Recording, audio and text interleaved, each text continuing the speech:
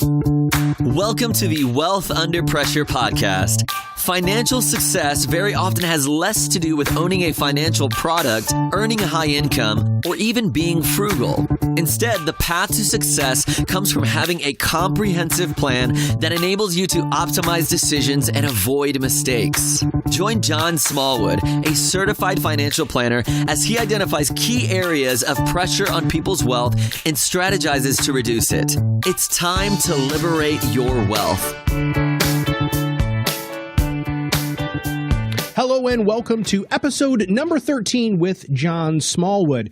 Today's podcast is titled Taxes. You pay more than you should. Now, John, we've talked about this before. We've been talking a lot about taxation with the new tax laws that are going on and really with what your specialty is, which is to really help people at least see the taxes that they're spending and how they might have some conventional wisdom challenged. You are going to challenge our conventional wisdom today. Is that correct? That is correct. All right, let's jump in. Tell us what's going on, man. So every episode, we talk about one of the primary goals of any financial strategy is not only to reduce the current taxation, but to develop strategies that are going to reduce future taxation, not by postponing or deferring, but actually developing strategies that actually reduce taxes. And I think it's you have to step back and you have to look at things from a macro perspective. And we as people in society have been taught to focus on what I like to call micro or the small picture. And it goes, I went to Bentley when I was at college. It was a Bentley College back in the day, back in the 80s. And it was primarily an accounting school. And I went as an accounting major, and accounting is a very interesting subject. I'll just put it that way. And I had one of your prerequisites is you had to take a macroeconomic class. And I walk into the class, it's 4 or 5 classes in, and the professor, Marshall Gennaro, I think he was 80 then, he says, "Think with me." And he started to expand on the possible outcomes and the macro view of the world. And all of a sudden I got excited. And people would say economics got excited. What's wrong with you, Johnny?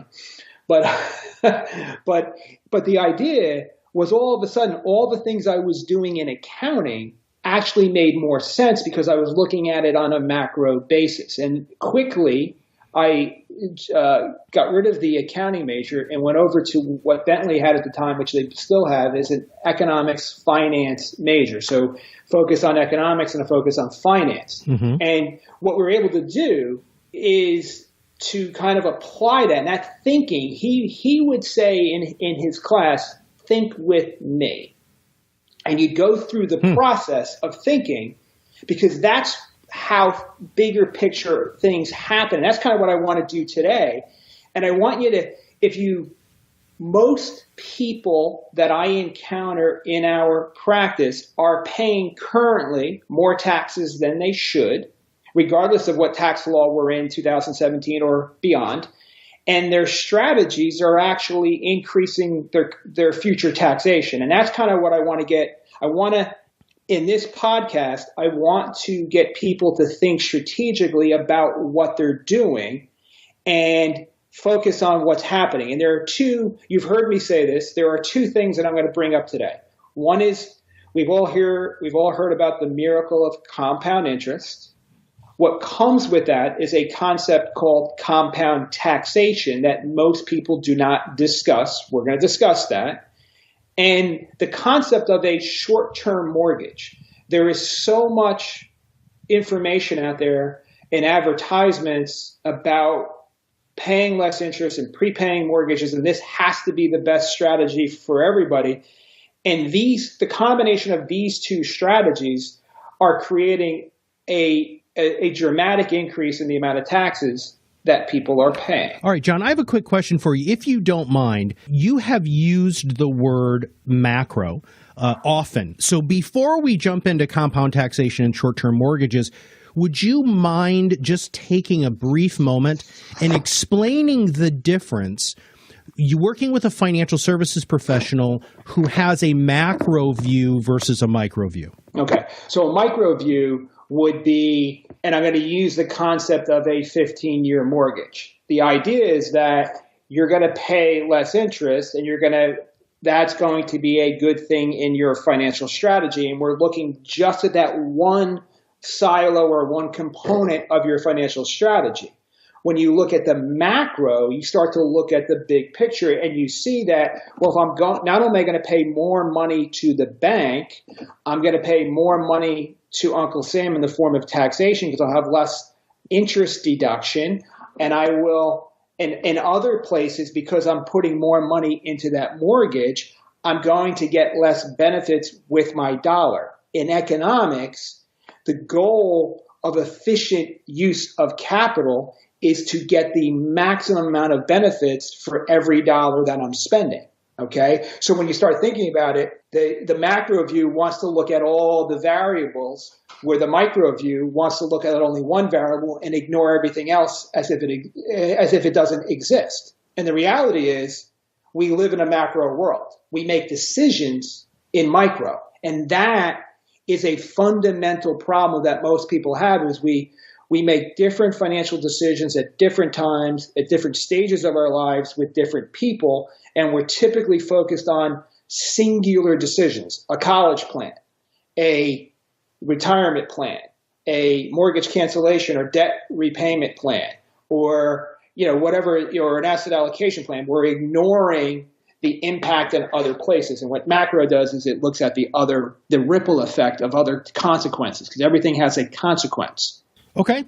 That makes a lot of sense. So let's I mean, you already just touched on the short-term mortgage, but let's dive into these two major categories: compound taxation, and then let's finish up with the mortgages. All right. So there's not a person that I have met in my career that does not want to pay less taxes, right? Matt, if I came to you today and said, strategy A, you're going to pay X taxes, and strategy B, you're going to pay half the amount of taxes, you would want to know that, correct? That is correct. When you go to your accountant, what's the primary focus of your conversation going to your accountant right now? Yeah, what I'm going to be paying in taxes this year, and what I can do to mitigate my tax liability for next year. Right. And somehow we do the exact opposite.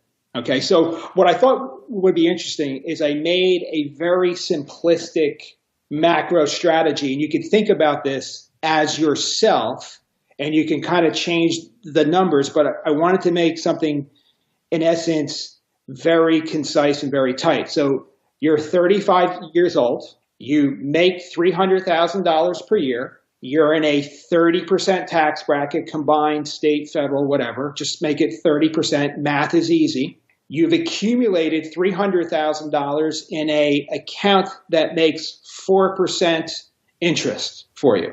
You have a $500,000 house with a $400,000, 4%, 15-year mortgage. The mortgage payment is $29.59 per month. Your lifestyle is $163,000. And you save $17,000 per year. Okay. So this is something that most of the people that are listening to this, maybe it's a dual income family, but what I want you to understand is that let's pretend for a moment that over the next 15 years, you actually do not make any more money than the $300,000. That's a flatlined income. There's no inflation on anything. The reality is there's inflation on everything, right? And that would be the macro view. Okay. Does this make sense? Or did I lose? No, I'm actually nodding. You just can't see me. So keep going. Okay. You're doing great. Keep going, man. All right.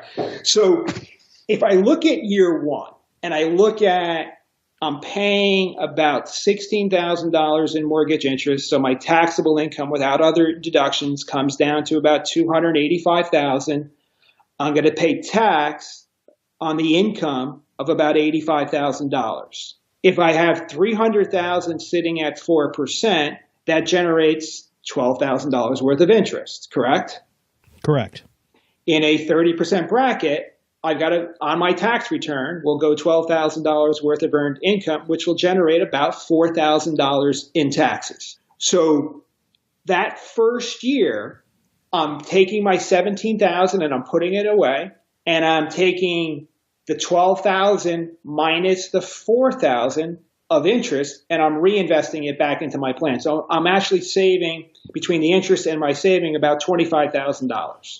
Now, that extra, what's happening is as I go out in 5-year increments, assuming the income never went up, by year 5, my taxable income, instead of being $284, is $288, because my mortgage interest has dropped from 16 down to 12. Good thing. But my interest on my account has compounded from 12,000. It's now 17,000.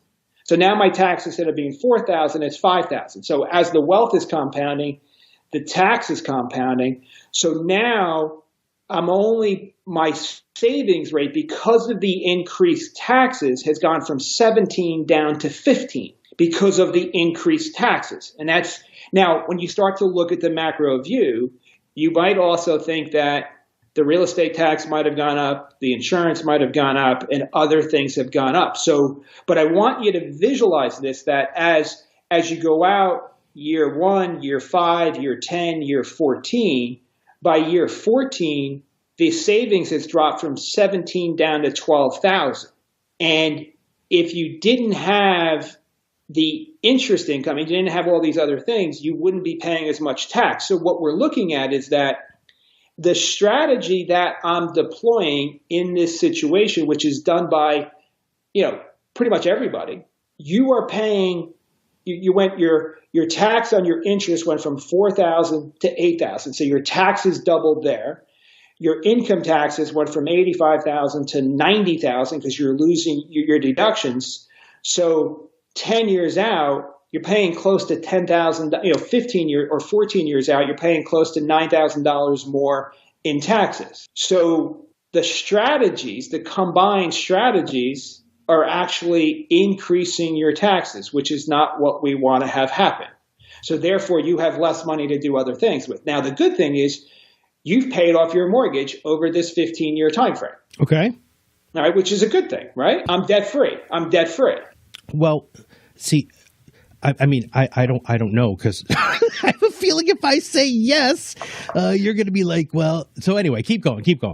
So here's the macro strategy, right? So if you look at this and you think through the decision, if we change just one variable here, right? And the first variable is take the short-term mortgage and convert it to a long-term mortgage. Take it to a 30-year mortgage. And for simplicity's sake, everything's still 4%.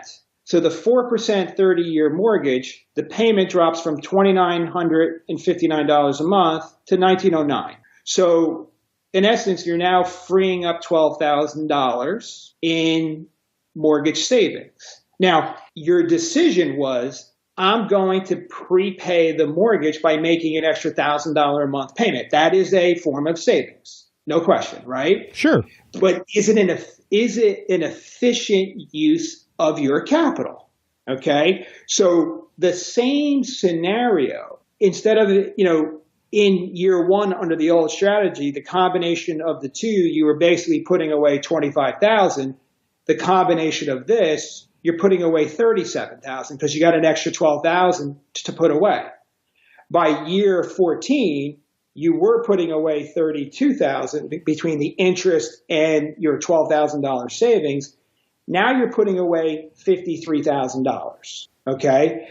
What's interesting is, and this is where the macro view starts to take place. If everything is linear, and when I say linear, meaning it's static, the 4% is the same interest rate all the way through.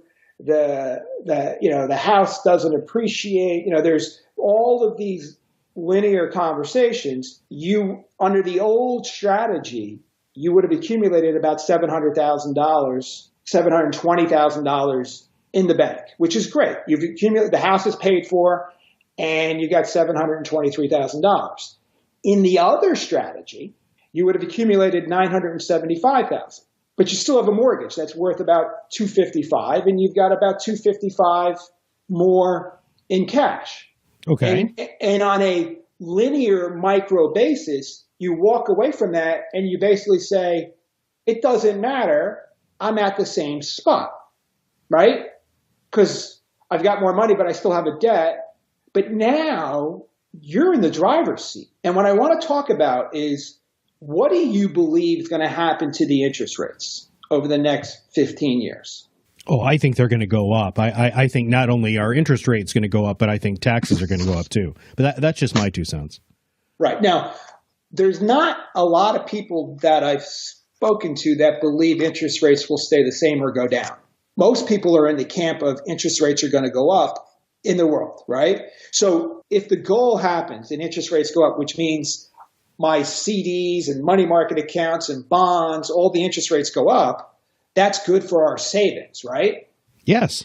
So 15 years from now, I have, this is the macro, I have a 4% mortgage, and the interest rates 15 years from now, Matt, let's say they go to what? What do you want them to go to? They're not 4 anymore. They're much higher. 7-8% easy. All right. So would I be better off with $970,000 at 7 or 8%, or $700,000 at 7 or 8%? Give me those numbers one more time. So what person would you rather be? The person with $720,000 at 7%, or the person with $975,000 making 7%? Well, I'd rather be the second one. I'd rather be making 7% on $900,000, right? Right. Now, if interest rates go to 7 or 8%, what do you think is going to happen to the value of your home? This is macro. Well, I'm assuming the value of my home. I don't know, actually. I don't know. I mean, my gut says the home value would go down because it'd be more difficult for me to sell because interest rates are higher. Right. I would think that also, because the cost to own the house, if a new buyer comes in and they have to pay a 7% mortgage versus a 4% mortgage, the mortgage payment is dramatically more. So therefore, the home value might fall. Think about 1987 to 1997. Home rates were down 30% from the 1987 values by 1997. And my own evidence of this is I bought a house in 1997. It had some structural issues that they had to provide full disclosure about. And what we saw was their original contract price plus all the improvements that they made to the house. And my wife and I were buying the house for about 30% less than what they paid for the house in 1987. So that was pretty interesting. So, real estate does go down, and it's in a nice neighborhood, et cetera, et cetera. But so you have to think through this for a second. If interest rates go down, this decision might or might not be a good idea. If interest rates stay the same, I'm sort of neutral. If interest rates go up dramatically, why would I ever want to pay off a 4% mortgage? Well, okay. Interest rates historically have been so ridiculously low, and I'm not a soothsayer or an oracle or anything, but it really does seem to make logical sense, John, that interest rates are going to be going up. And so what I'm hearing is, if interest rates go up, another macro view on this would also have to do with inflation, correct? So if interest rates go up, inflation's probably going to do the same. And if I'm borrowing money at 4%, right, on my home, it's almost turning, and I'm going to say this tongue in cheek, but it's almost free money because it's at basically the rate of inflation. Am I still macroing here, or am I off? No, you're still macroing, and it's you make a decision whether paying off the mortgage makes sense or not for you in the moment. Now, if you're 35 years old, 15 years from now, you might have 2-3 kids going to college. You want to increase liquidity, right? If inflation is super high, a $1,900 mortgage payment is substantially less. Now, here's the nonlinear conversation: is liquidity is one of the most important parts of a financial plan. And the goal is to have more liquidity, which this achieves that. The goal is to have better tax utilization, which this achieves that. But now your dollars were going to pay off just a mortgage or a house, and you're getting this linear thing. Now the same dollars are accumulating money in an investment. You're paying less taxes, which is accumulating more money, and you're still going to pay off the mortgage, okay, if you want to pay off the mortgage, if it makes sense. Now, in 1981, the 10-year Treasury was 15.8%. Right. Okay. So, I'm a big fan of there's a deeper picture here that we're not going to go into, but it's what is going on in your plan and the strategy. We can show you how to reduce the taxes even further in the strategy, get more benefits for the dollars that you're spending, which in this, in the one strategy, you're just simply getting, a house paid for. The second strategy, you're getting more benefits, meaning you're getting the house paid for, plus you're accumulating money, plus you're making interest. And now you have opportunity money. So 5 years from now, you have an opportunity to open up a business, start your own business, buy a distressed piece of property. Well, with a $2,900 mortgage payment, I might feel strapped and may not feel what I'm doing is, it's a lot of risk. But with my mortgage payment's $1,000 a month less and I have more capital in the bank, I might be able to take advantage of that opportunity in a freer way with less pressure. Sure. That makes sense. Right? So now if I have the money in that investment that I go out and I do, what's the rate of return on a business? Now, you could do really well, you could do okay, or you could do poorly. Right. Right? But if you think about it, in an investment strategy, returns are not linear, okay? Meaning I don't get 4% every year in my investment. I don't get 4% every year in a CD. 1981, I wasn't getting 15% in a CD every single year. That was a declining number. Okay. But the reality is, if I get a non-linear return, which means, hey, the portfolio goes up 8% one year and it goes, flat the following year, and I have different pieces, my potential for making money with more money is the strategy that you're trying to get to, right? Sure. So you can always make a decision to prepay the mortgage, but 15 years from now, I've got my house paid for and the rates are 15%. We're back to 1981. To get access to the equity of my home, it's going to cost me 14, 15% interest to get access to that.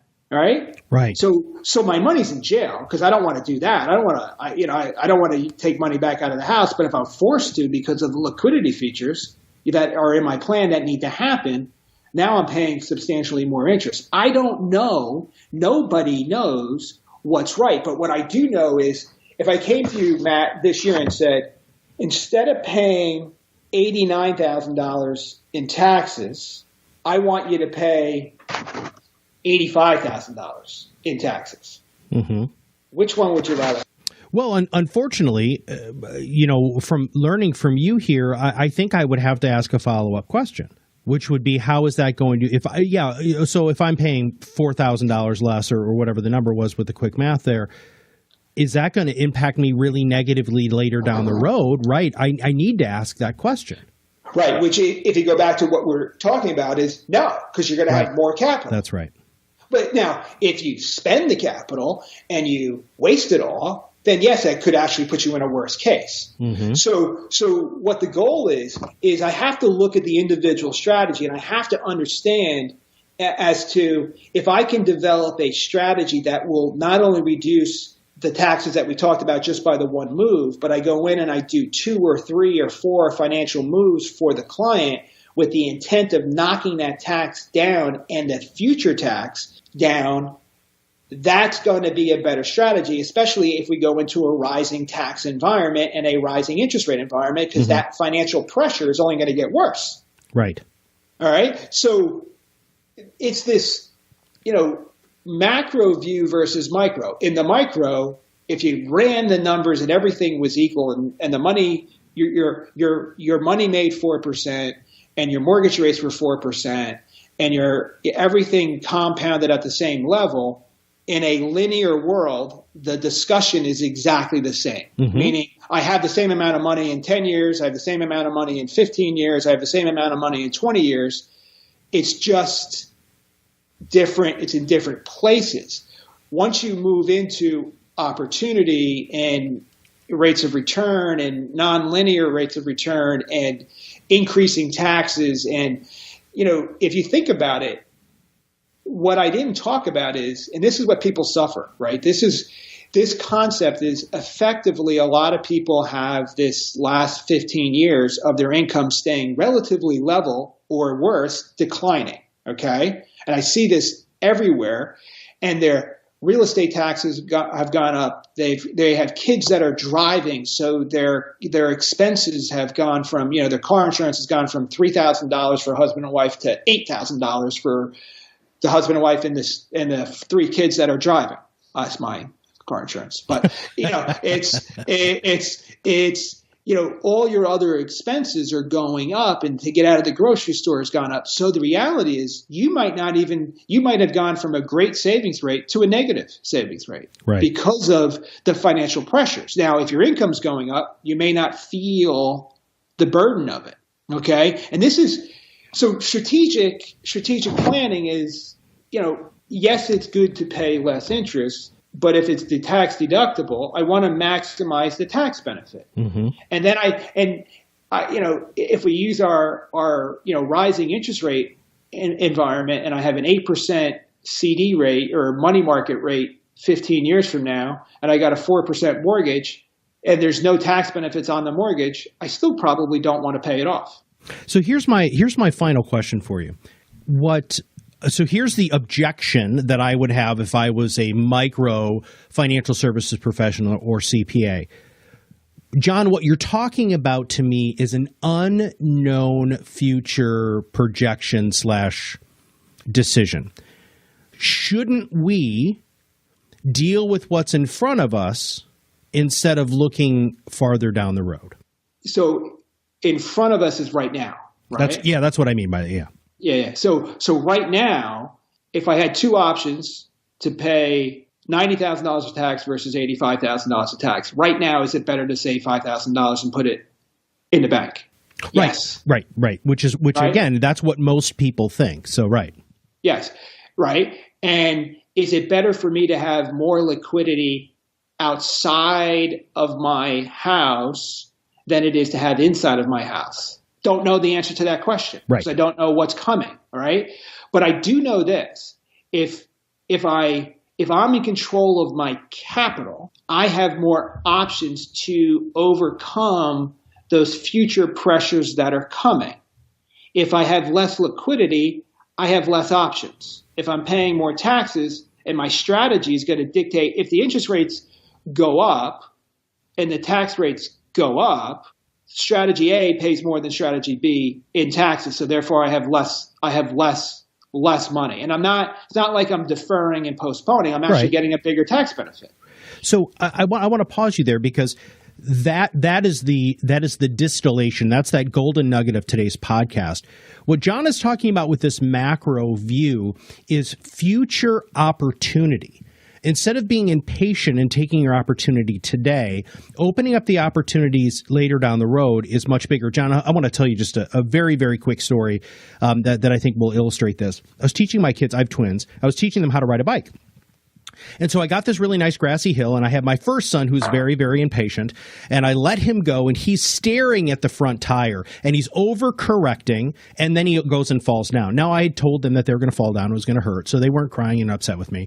And he, dusted himself off in the grass stains and came back up. Now, my other son, I said to him, I said, look, I want you to look to the road.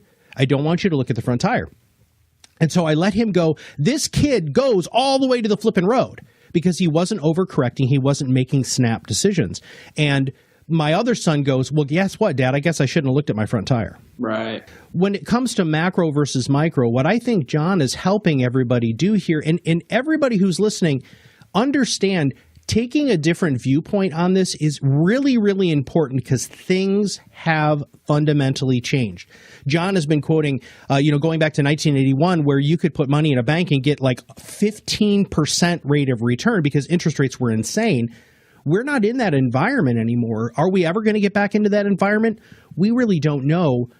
But making sure that you keep your options open and working with somebody like John Smallwood and his team, keeping those options open, to me, sounds like a really good idea. John, closing thoughts. Just, looking at the front tire versus, you go where you're looking, right? Mm-hmm. You need to look ahead and know that pressure's coming. And I want to have the best possible strategy that every single year pays the least amount of taxes possible, makes the most amount of money with the least amount of risk, that has the most amount of benefits. That's the goal. There's really nothing else. Yep. And, so from a strategic standpoint and a macro standpoint, when you think about things on a macro level, they make sense. You probably don't need to dig into the micro because the macro, if it makes sense at the macro, it's going to make sense on the micro. Mm-hmm. But when you look at a micro, it might make sense here, but it's creating all these other, higher taxes and less liquidity, and all those things sound bad to me. Yeah. So my advice is, especially now with the new tax law, you really need to make sure that if you're going to itemize or get the standard deduction, you need to understand what value am I getting from these current financial products that I have, and are they organized in the most effective and efficient manner? Right. And that's it. All right. Well, John, thank you very much for your thought leadership today. Matt, thank you. This was episode number 13, Taxes You Pay More Than You Should, with John Smallwood and his team. If you have not subscribed to the podcast yet, make sure you click that subscribe now button below. So every time John comes out with a new podcast, it'll show up directly on your listening device. For John Smallwood and his team, this is Matt Halloran. We'll see you on the other side of the mic very soon. Smallwood Wealth Management is a registered investment advisor. The opinions expressed by Smallwood Wealth Management and guests on this show are their own. All statements and opinions expressed are based upon information considered reliable, although it should not be relied upon as such. Any statements or opinions are subject to change without notice. Information presented is for educational purposes only. Moreover, no listener should assume that any discussions or information presented serves as the receipt of or a substitute for personalized advice from Smallwood Wealth Management or from any other investment professional, and is not intended as an offer or solicitation for the sale or purchase of any specific securities, investments, or investment strategies. Smallwood Wealth Management is not a law firm or accounting firm, and no portion of this presentation should be interpreted as legal, accounting, or tax advice. Information expressed does not take into account your specific situation or objectives, and is not intended as recommendations appropriate for any individual.